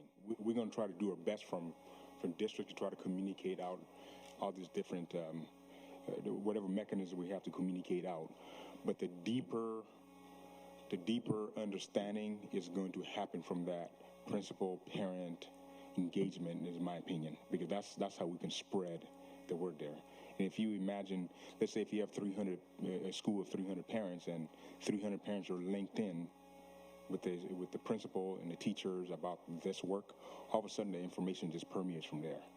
So to me, that's the biggest thing we can do, is invite people in to have these conversations. And I think at that point, you can really engage in some conversations around where we're headed, what the data means, ask those questions that Mr. Metcher just got through talking about. Thank you, Dr. Mora. If I can also add to that, to what Dr. Dradi just stated, I want to share that our teachers are also coming together and having conversations around what is the data telling us. And last year, as a part of this work, they created commitments specifically around mathematics, right? Our math pathway teachers really identified what commitments they were making in order to really hone in on that vertical articulation, as Board Member Metcher mentioned, what is happening from one grade to the next? Are each grade level actually focusing in and honing in on their respective standards as it relates to mathematics, and then how does that build on when they transition from 5th to 6th, 6th to 7th? So we are working on those in those areas, because that has been, we're seeing it in the data, and the teachers are coming together wanting to figure out how to best address these needs. We started the work last year, we're continuing it this year, and it stems to that vertical articulation, right? How are we communicating from elementary, within this elementary level, but also from elementary to middle and middle to high, so that those areas of need can be identified and best practices addressed and refined. And then also, how do we then provide additional supports to students who are going to be needing it, right? And that really speaks to the math modules that are being co-constructed currently to actually be able to provide that additional support. So that's one of the promising practices that we have. That was part of what we had discussed last year in building forward to implement this year. So we are working on those things, and it's really about how are we changing behaviors, and how are those behaviors impacting student learning. And although we might not see it district-wide, I want to share with the board that we are seeing it happening, and we are seeing gains when we look at site-level data. So as you look at the data, you'll be able to see how that progress is taking shape, and how the SLTs are working together towards that. So as we continue that work of leading from the middle, we will begin to see how every single gain that each school site is making then is going to demonstrate a larger impact. But the change is happening. We're just not seeing it at this point in time reflected district-wide data, but we can see those changes happening in respective grade levels and at sites. Thank you, Dr. Mora. I've got, John has a quick one, and then I was going to ask if Lori or Oscar wanted to. So just quickly, it's funny that Craig and I were just talking about this yesterday, I think, or today. Time flies.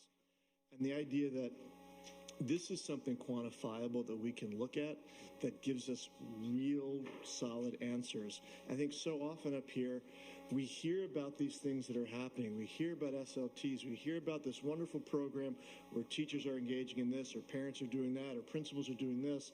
And there's just such a disconnect between what's happening in a classroom and what comes to us. So the more things that we can get that are concrete, that let us know, that give us that evaluation, that project evaluation analysis, it's so helpful to us to know that these things that we're talking about are actually happening. Because I know, like, this is my first year without a kid in a classroom. So already you feel more of a disconnect. So the more that you can give us that's solid and tangible and based on fact and assessment is just gold for us. So I hope we keep continuing on this line. Thank you, John. Lori. I guess I agree with everything everyone said, but I think I see it a little bit differently, in the sense that I think the greatest value in this is for teachers, for people who are in the classroom delivering the learning. And so it is a way into that. and that's what I think John's kind of saying. But what I was thinking about is,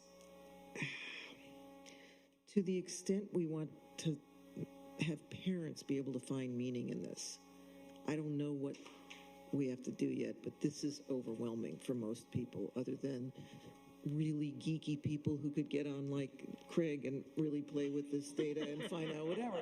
And I mean that as it's not an insult in any way. It's just guilty as charged. Exactly. And I'm guilty as being Eeyore because Irene has sort of nailed me.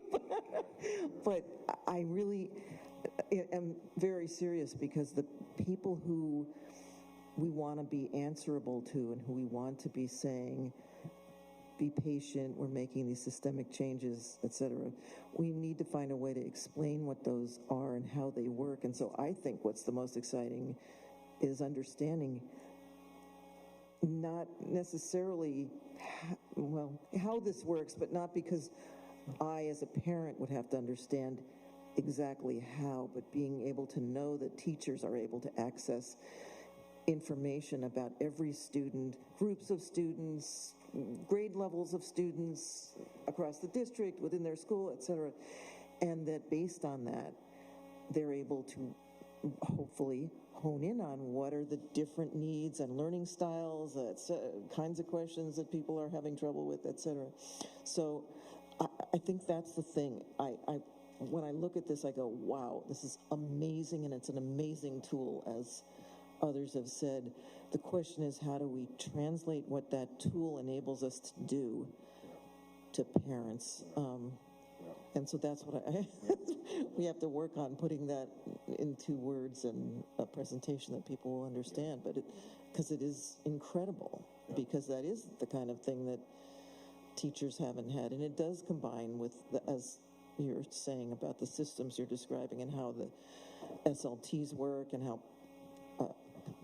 we shouldn't talk in acronyms, site leadership teams work, and how professional learning communities work, and how grade level teams work, and all these things. These are the things, though, that we as insiders are starting to understand and appreciate, and we need to find ways of communicating that, I think. Yeah. Thank you, Lori. Oscar.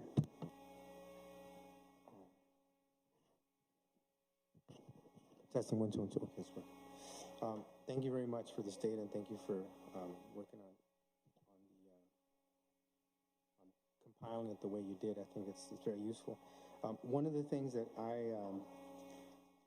I'd like to, the data is always pretty much the same. There's not a lot of change. I mean, there'll be like certain progress that we make, like a 6 percentage point, increase in something. But overall, the achievement gap is there in terms of like Black, Latino students, low socioeconomic. We kind of know that.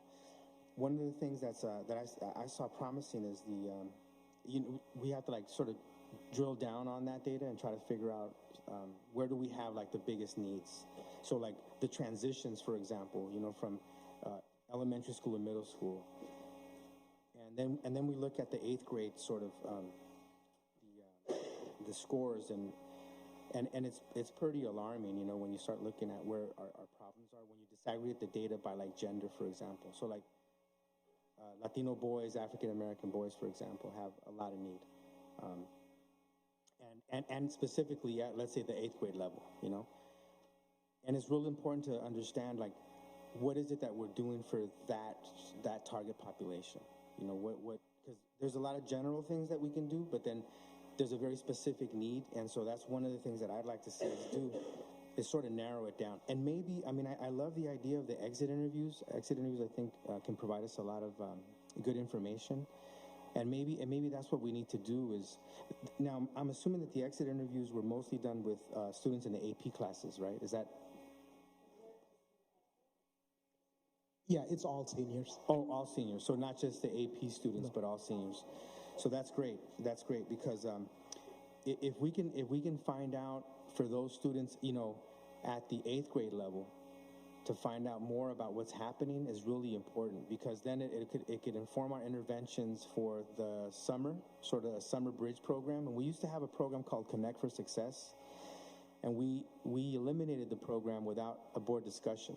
Staff decided for whatever reason that, and I still don't know the reason on why we eliminated it, but those type of summer bridge programs I think are really important, especially as we get students from the 8th grade to the 9th grade, because it becomes really high stakes, you know, in the 9th grade, because colleges and universities are using those grades, you know, for admission. And so it's really important for us to understand what are we doing, you know, in the transition, especially around middle school to high school, and then for those target populations, for those subgroups that have traditionally, you know, lagged behind.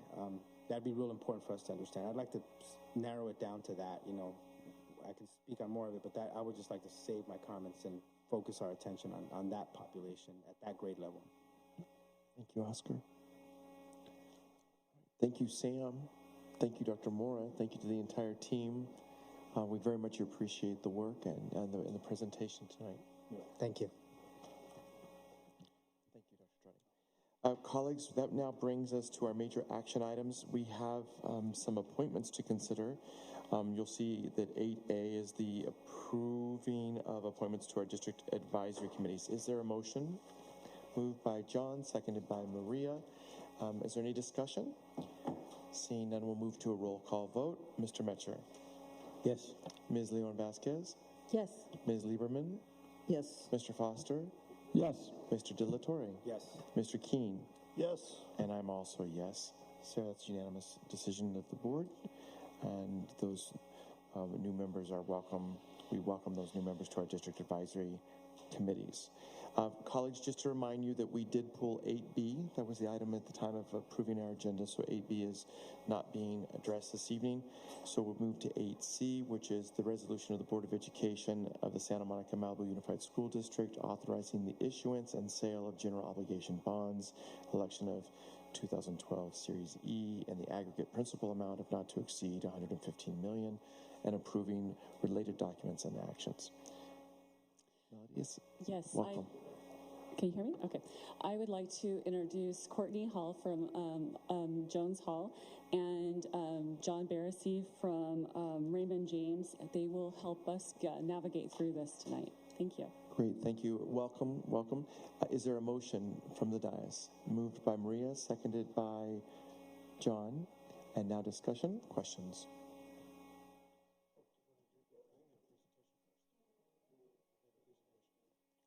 I wanted to let them do that and give their presentation. Okay. Yes, we're ready for you.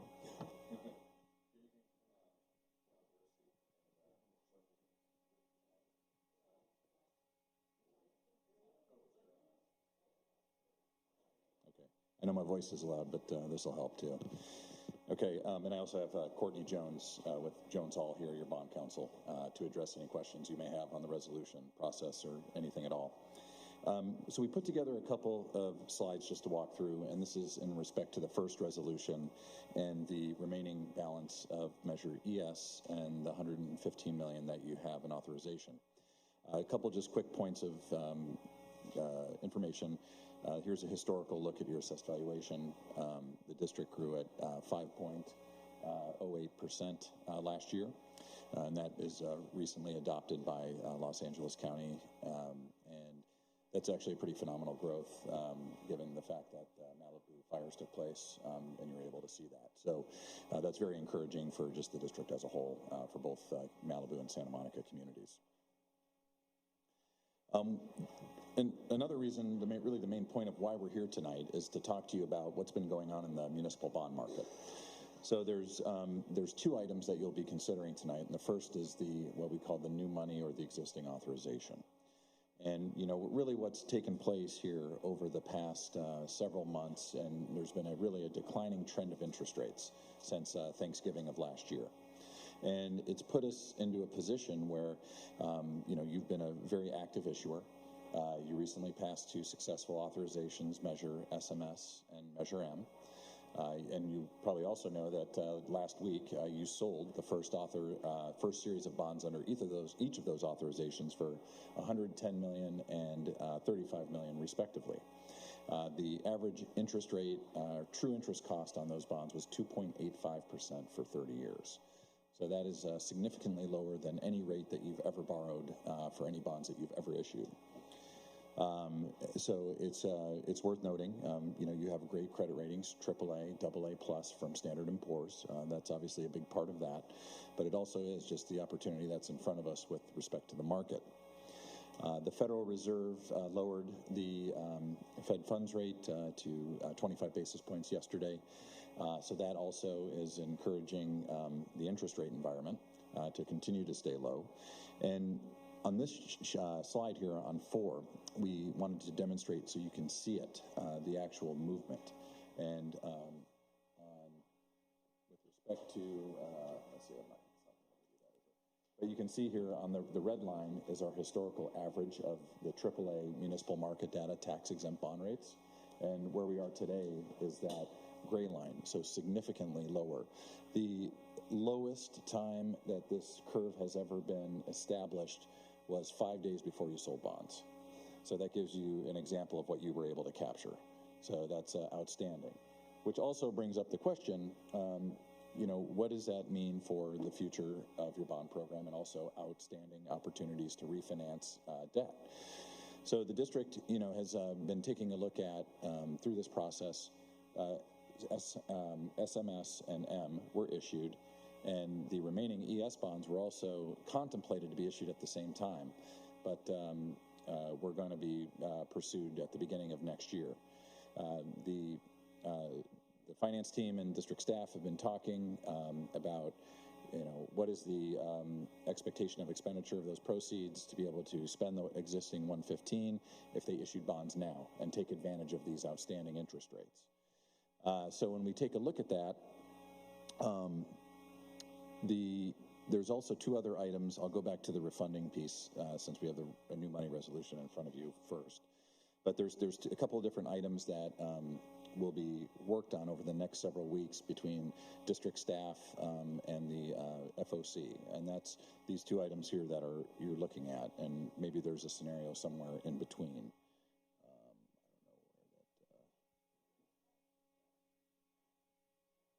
Static, okay. But I can just talk for a second while that gets maybe put back up there. I don't think I touched anything to do that. You do have hard copies, correct? Okay, great. We can just do that until that gets fixed. But so looking at the slide here with the 2 charts, so what you have is the district for Measure ES bonds has issued over 25 years amortization historically. Your current tax rate for the 19-20 year is going to be $18 per 100,000 of assessed value. The original program target was $30, and you're allowed legally to go up to $60. So that represents a great opportunity for a couple different options for you to consider. If you were to go the normal route of how you've issued bonds in the past, which is the chart on the right, 25-year repayment, you can see here the statistics on the bottom. These have a 1/4 point buffer in the interest rate, so they'd be similar to what you just achieved, the 2.8 to 2.9 in the current market. But we added 25 basis points just for cushion to make room for interest rate rise. But in any event, you can issue 100% current interest bonds, and the repayment ratio 1.61 to 1 for the 25-year repayment. Then, if you wanted to, and that would keep the tax rate for Measure ES to be about $24, $25, which is still underneath your $30 target that you've been aiming for, and your current tax rate is 18. Okay. The second option would be to consider a 16-year repayment, and that would be accelerating principal as much as you can to be right at about $29, $30 in that range. And the difference with that is if you look at the rate and the repayment ratio, the rate would be 2.11%. So if you actually, and that also includes a 1/4 point buffer. So if you actually issued today, you'd be at 1.85, which is extremely cheap funds, and your repayment ratio is a 1.2 to 1, which is significantly at a lower cost. And it just comes down to a discussion that'll be worked out over the next several weeks with district leadership on, is there somewhere in between or one of these scenarios work best? So we just wanted to point those out, that those are the 2 scenarios and options to be considering given this low interest rate environment. And maybe that's a good place to stop for the new money transaction. I can go to this slide once this item is determined. John, thank you. It's good information. So what's the rate of, I mean, there are a number of bonds that are out there now.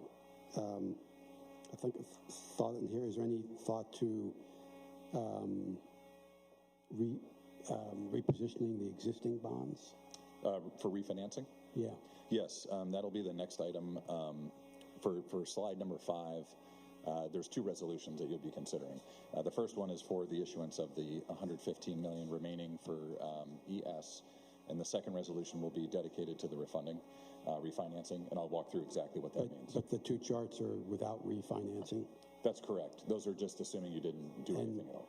Well, I'm waiting with bated breath, of course. Yes, I know. Exactly. So the good thing is that if you did the refinancing, which we will also get to, these numbers will actually improve even more. You know, Ralph, I was wondering, I was actually just asking Rich, I wonder if we should let John and Courtney present both of these items, and then we can have a conversation. Would you like to do it that way? Okay. Yeah, let's. Can we do that? Okay. Let's do that. Yeah, that's fine. They generally are, obviously very heavily intertwined here. So, yeah. So that's a great question, and you would. So the numbers we just went through would actually be enhanced if the refinancing opportunity, which we'll talk here on page 5.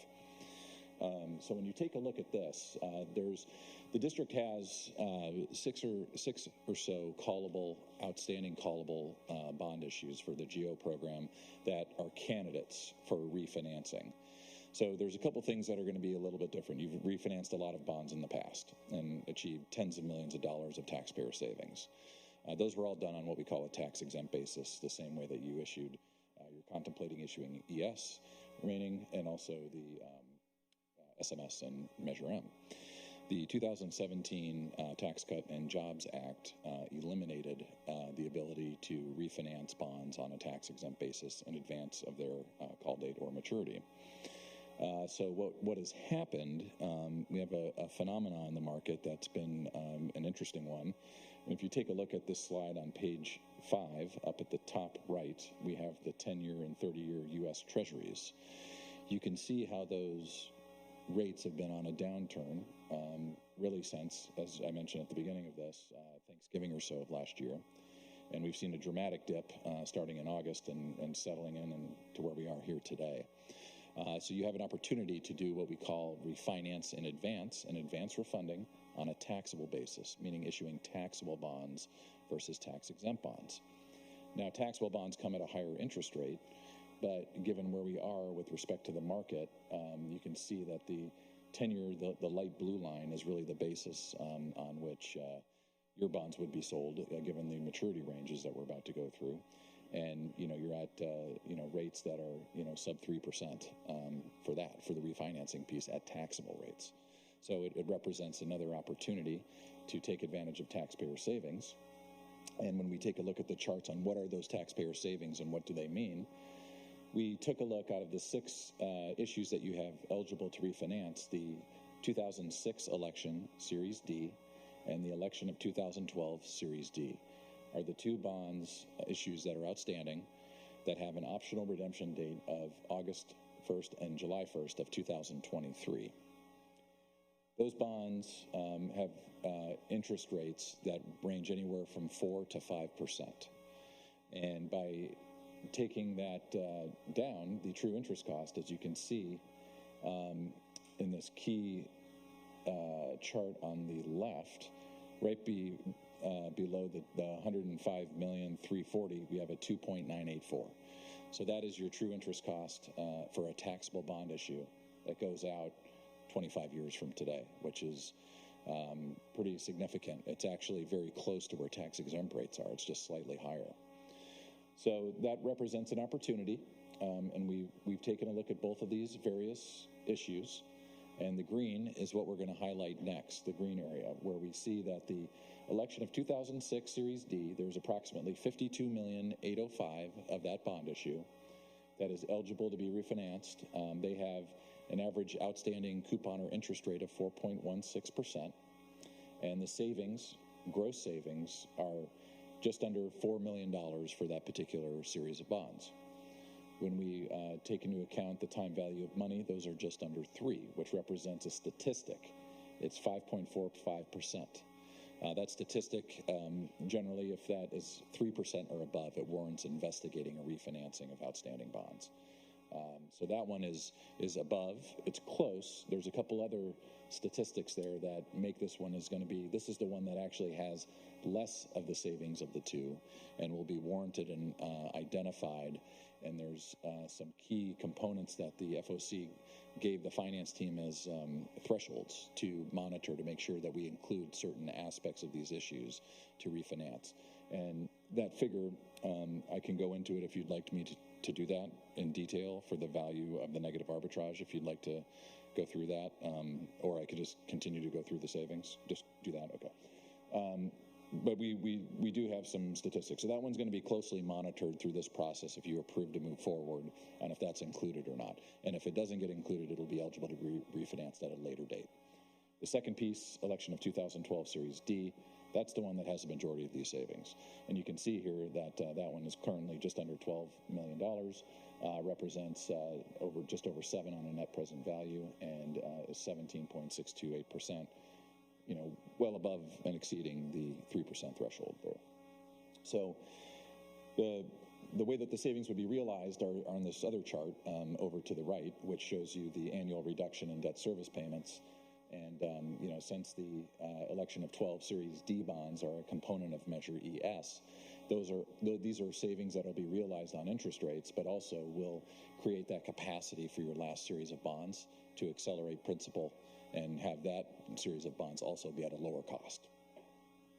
So, a pretty nice opportunity, and the bond market in general has been very volatile. We saw a very steep decline in interest rates and then a little bit of an uptick. But these numbers right here were prepared when the U.S. 10-year was at a 175 and we were at a 176 today. So they'd be very close to kind of where these levels if it were done today. So at that, I'll take a pause and address any questions that you may have. Sean? Yeah, I just wanted to share, I guess, with the board a little color from the FOC meeting last week. It was really interesting, and it was a reminder of how unique that organization is for our district. I mean, to have people that, not just the people that we hire to do this for us, but have people in that room who do this professionally and have a real in-depth discussion. So I'll give you the takeaway after a really great discussion was the FOC made a recommendation to approve all 3 of these requests pending a little more evaluation of the 2006 refunding. They had a few more questions they wanted answered, and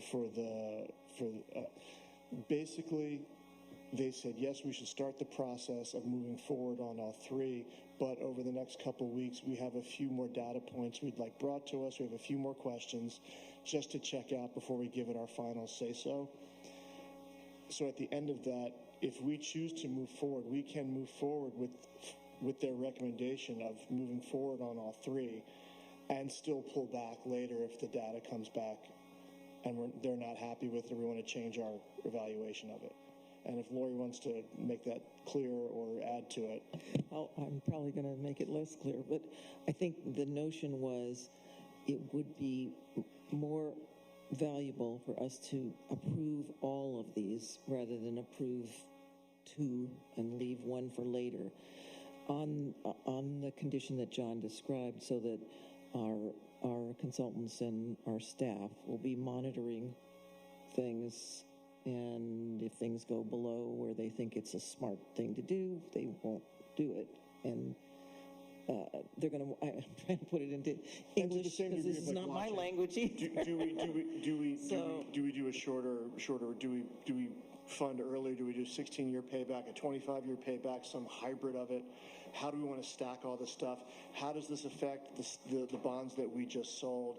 How does this affect our community? So they just wanted a little more time just to look at all those points and to make sure they felt fully comfortable with it. But they were very comfortable saying yes to all this, getting the ball in motion, knowing that we can stop the forward momentum on any of these items if we choose to later. So, but in other words, we're approving this within certain parameters, as long as those parameters are met within the time frames that you're going to be acting on our behalf. I guess you have to ask if we approve them, how a decision is made. Does it have to come back to us if there's some kind of change? I mean, if Melanie wants to jump in here too, she can. The way I was thinking it, I mean, if we go ahead and take the step to approve all three, which was their recommendation, we don't have to take more action. But if they come back to us in 2 to 3 weeks, nothing is going to happen in the next month, just some preparatory work. If they come back to us in 2 to 3 weeks and say, we recommend doing it in this way, or with this one item that we've been watching, the figures have changed a little bit, we're actually moving to a wait and see on that. And then we could come back and have to take action. But if it's full steam ahead, we don't have to take any separate action. Keep saying 3 items. We were proposing to sell the rest of our ES bonds, 115 million, because the market is so strong, as we just saw 2 weeks ago. A refunding of the 2006 and a refunding of a 2012. Those are the 3 items. 2 are on the Yes, just to clarify, second resolution. There are 2 resolutions on the agenda. One is the new money bond resolution, Measure ES, and then there's a refunding bond resolution. There will be 1 series of refunding bond issued, and the question is whether it would refinance 2 prior series of bonds or 1 if perhaps 1 is no longer in the money. So there are only two resolutions for board action tonight. Thank you. Craig? Resolutions, but authorizing 3 separate actions, right? Because the second resolution authorizes the refi of the election of 2006 Series D and the election of 2012 Series D, right? It's drafted to issue 1 series of refunding bonds to potentially refinance 2 prior series. Okay. But yes, that is the broader plan is to consider all 3. And one of the things the FOC is thinking about is, would you include the election of 2006 Series D in that, or would you not at that, whatever. So, okay, so what I'm hearing is, I mean, we've done this a lot, and it basically all we're doing is, it's like your mortgage, refining your mortgage, to put it simply. You know, when the interest rates move, we have the opportunity to reduce the cost for our residents. And there is no particular magic to the moment at which you do that as opposed to any other moment, unless you guys know the future? No? Okay. So what's happened is that we are at an opportune moment, and it may get less opportune or more opportune, and nobody can predict that. And so there are some things that the wonderful people on the FOC want to look at a little harder. But they've suggested that we go ahead and say yes to this pending their additional look. And that sounds entirely reasonable to me. I mean, the returns, if you will, on both of the refis are very reasonable. And the 2012 is, that's a lot of money that we're pulling out of those bonds. So that's great. So, you know, I certainly would support moving ahead exactly as John outlined. And I think we're doing something, I know we're doing something great for our residents by doing this. And if the FOC can improve that in some way, even better.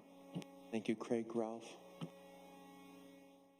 And I agree. You know, it's the right thing to do. We're not going to ask about what happens if there are negative interest rates, but you'll come back to us in a minute.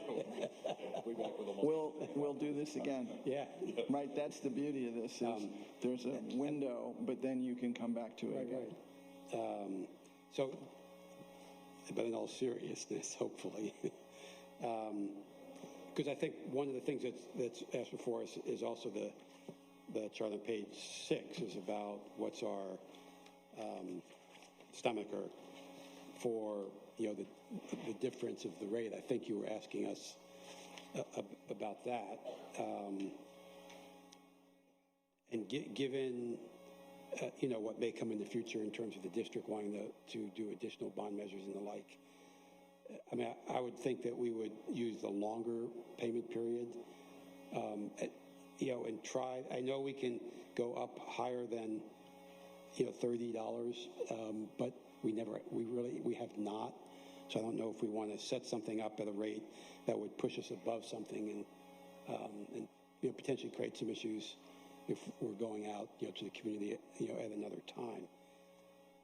And my question is for the community through, at the end of the day, I guess, there's not a combined chart that shows if we do both of these, let's say if we take the 25-year repayment on the 115 and we do the refinancing of both the 2006 measures, where we will be, what the community will be paying based on that? Yeah, I would say if you decided to select the 25-year repayment, so your tax base is obviously very large. So the annual, when you have $200,000 or $300,000 of savings, the actual tax rate impact on an annual basis is very low, right? Per 100,000 of assessed value, just because the tax base is almost $60 billion. But you would be effectively, instead of $24 to $25, you'd be, $23 to $24 overall. So if you do both, that's correct. A 16-year repayment, instead of being at 30, we might be at 29 or something. Yeah, 29, 28.75, somewhere in there. But as you go out further, it gets more significant because the largest of the debt service savings, where the principal you're refinancing is between 38 and 43. Right. So out there, it'll be probably $1 of savings on the tax rate. Right. But if somewhere between now and 38, correct, the community wanted to have another bond measure, it might push us up. And I'm not sure in our history, and Jen, you might know, and if we've sold bonds at a 16-year rate. Normally they've been 25 and 40, is that correct? 25 and 30. 25 and 30? Yeah, that's exactly right. Okay. And do you have a recommendation? No, I don't think so. I think it's, more or less presenting the opportunity at this point. And the only reason we really brought up, the 16 is that you have an authorization that is mature and it's coming to a close. And like you just mentioned, the great comments are looking forward to the future. You're going to have new taxes coming on for SMS and Measure M. So those are going to increase the tax bill, right? And then you have these others. So looking forward to the future, the 25-year may be a better alternative to help manage the tax rate moving forward. So it's those items that will be discussed and thought through. Yeah, exactly. Yeah, that's exactly right. Thank you, Ralph. Are we okay, gentle persons? Ralph kind of hit exactly what part of the conversation the FOC was, and I think Kim distributed some of what you're looking for to the FOC, so maybe we can get some of that shared. So it's a little clearer view of that. Mm-hmm. Approve these resolutions tonight. Would we do it with the recommendation for the 25-year sale? Yeah, I think the goal was not to lock ourselves into a 16 or a 25, but to say that yes, we want to take this action. We just are going to work out the details over the next few weeks once we've got a little more information to work with. If that makes sense. Maybe I'm not explaining it.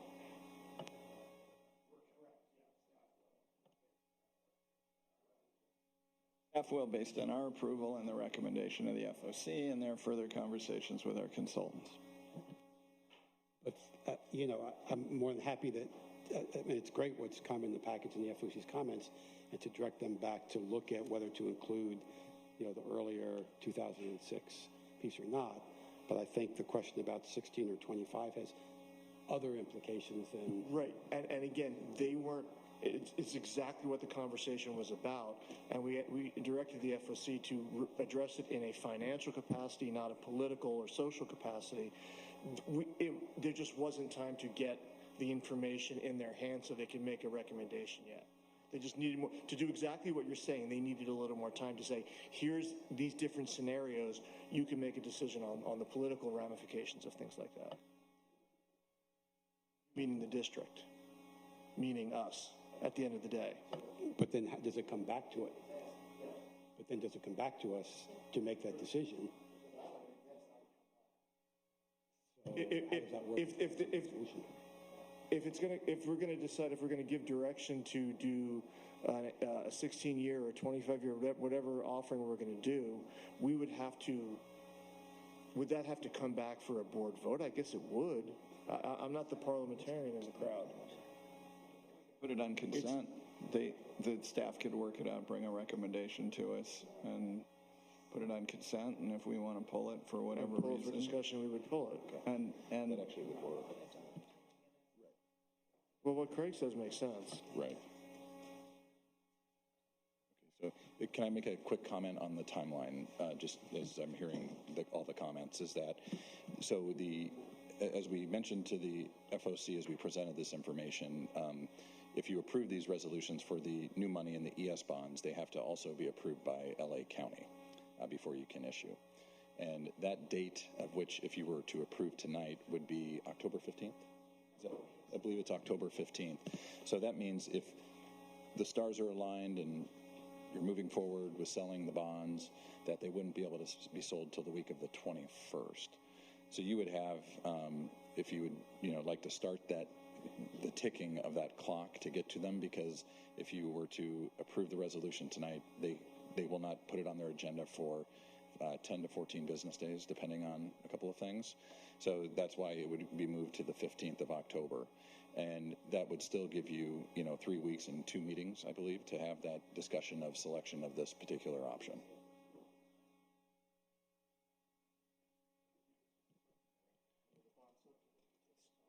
So I think we're saying is we want to approve the resolutions which authorize either the 16 or the 25.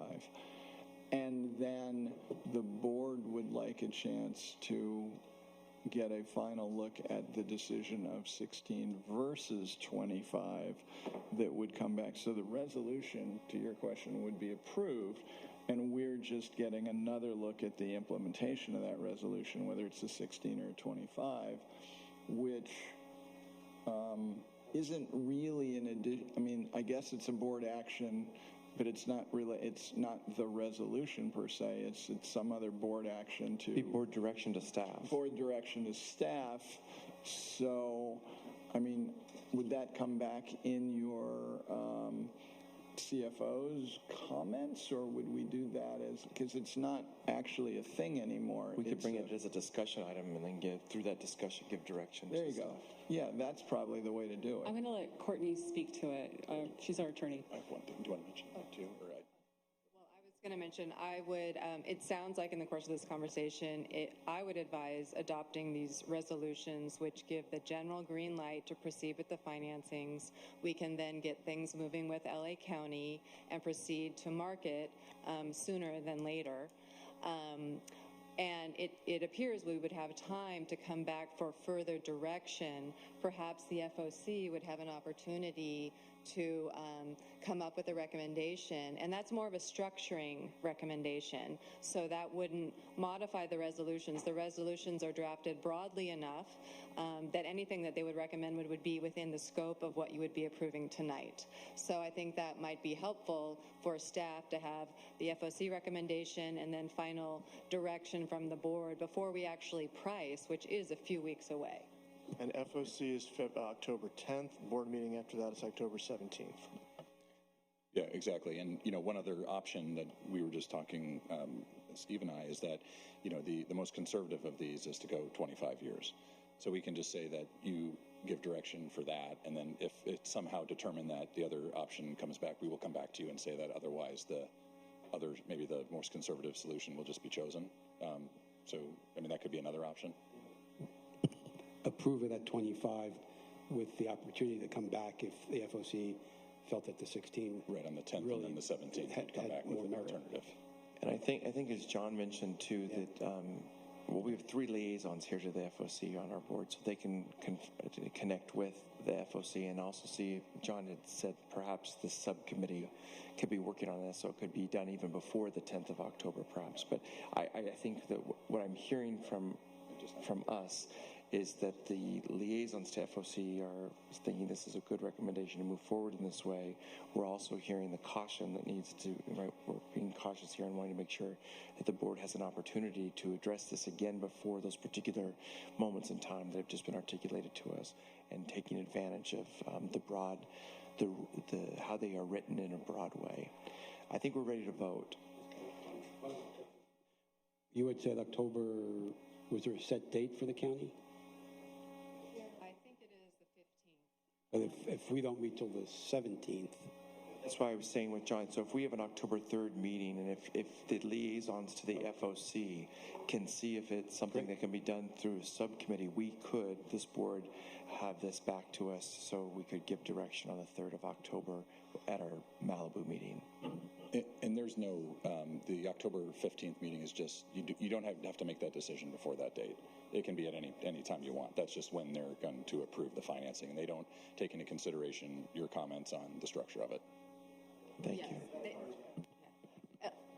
LA County, their action is not going to the details of the structuring. It is only to take on their role as paying agency duties. So when they act, that triggers our next opportunity to go out to the bond market and actually start marketing the bonds.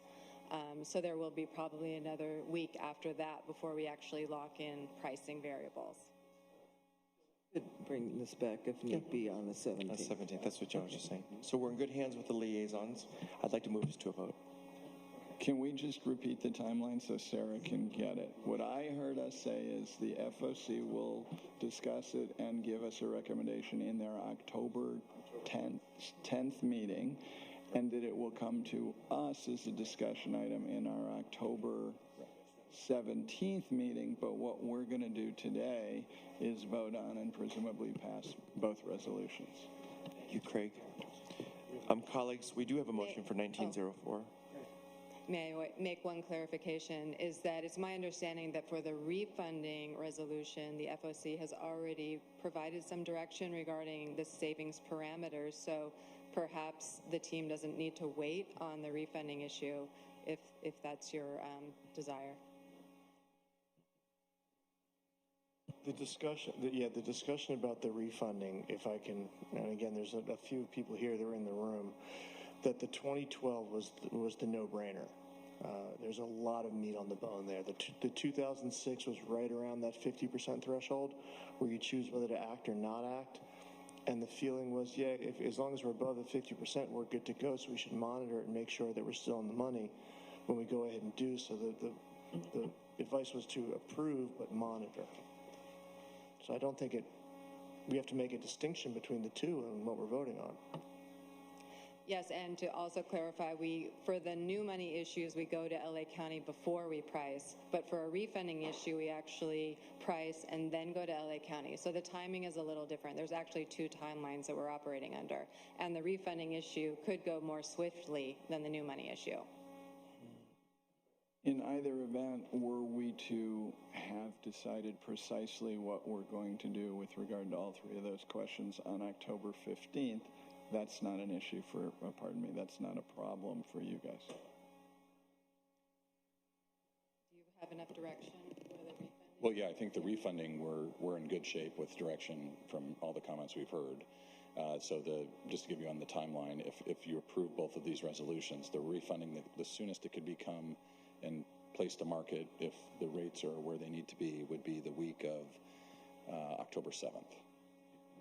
Okay, so that's 3 weeks out. That would be the quickest it could go. Pending the approvals that you would do tonight, we don't have to wait for LA County for the refunding.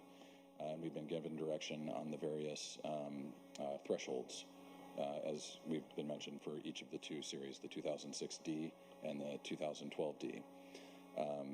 And there's just a couple more mechanical items to get those ready to go with the rating agencies and such to be ready. And that'll be ready in about 10 days for both. And then we just have more time to wait on the new money, as we've talked about, for the 15th for the county to approve it. And then also meeting with the various parties to determine on the structure, which will occur either in the subcommittee or on the 10th and then come back on October 17th. As soon as you could price those would be the week of October 21st. Ralph, you ready? Are we ready?